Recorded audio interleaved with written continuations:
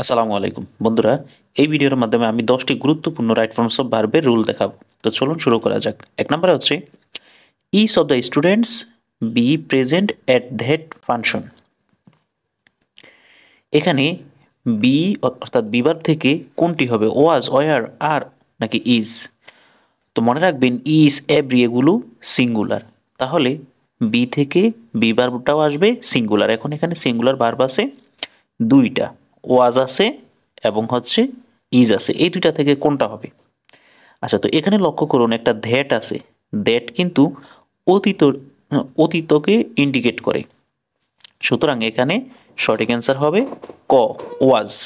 Each of the students was present at that function.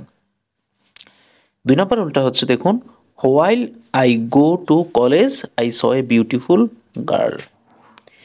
এখানে go থেকে কোনটি হবে? Going, is going, was going, am going. তো আপনারা জানেন হোয়াইলের পরে যদি সাবজেক্ট থাকে এবং তারপরে যদি ভার্ব আসে, তাহলে সেই ভার্বটাকে পাস্ট কন্টিনিউয়াস টেন্সের গঠন অনুসারে সমাধান করতে হয়। তাহলে পাস্ট কন্টিনিউয়াস টেন্সের গঠন হচ্ছে subject plus was were plus মূলর শেষে আইএনজি। তাহলে সেই হিসাবে অ্যান্সার হবে গ। 3 নম্বর রুলটি দেখুন, 20 miles be not a long distance.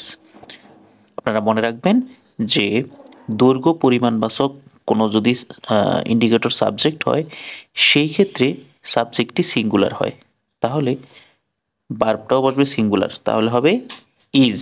20 mile is not a long distance. There be a parliament in Bangladesh. এখানে বি ভার্ব থেকে কি আসবে? Is, are, was, were. মনে রাখবেন দেয়ারের পরে সিঙ্গুলার এবং প্লুরাল দুই ধরনের ভার্বই বসতে পারে। তো মনে রাখতে হবে দেয়ারের পরের যে নাউনটা আছে সেটা সিঙ্গুলার না প্লুরাল, সেটা দেখে আসলে ভার্ব বসাতে হবে। তো এখানে আছে এ পার্লামেন্ট, এ পার্লামেন্ট অবশ্যই সিঙ্গুলার, তাহলে এখানে ভার্বটা আসবে is. There is a parliament in Bangladesh. এখন অনেকের প্রশ্ন হতে পারে ওয়াজও তো সিঙ্গুলার, ওয়াজ হবে না কেন? দেখুন পার্লামেন্ট বাংলাদেশে এখনো আছে, এটা অতীত না, এটা বর্তমান, এই জন্য এখানে ওয়াজ হবে না। 5 নম্বর উল্টা দেখুন, it is high time study for the jobs. It is time, it is high টাইমের পরে যদি সাবজেক্ট থাকে তাহলে ভার্বের পাস্ট ফর্ম হয়, আর সাবজেক্ট যদি না থাকে তাহলে টু যুগে ভার্বের বেস ফর্ম হয়, সেটাকে বলে ইনফিনিটিভ। তাহলে অ্যান্সার হবে খ, it is high time to study for the jobs. 6 নম্বর প্রশ্নটা দেখুন, a letter is write by me. এখানে রাইট থেকে কি হবে? Writing, written, writes, wrote. আচ্ছা দেখুন এখানে ডুয়ার যেটা আছে, এই সাবজেক্টটা দেখুন নিজে কাজ করে না।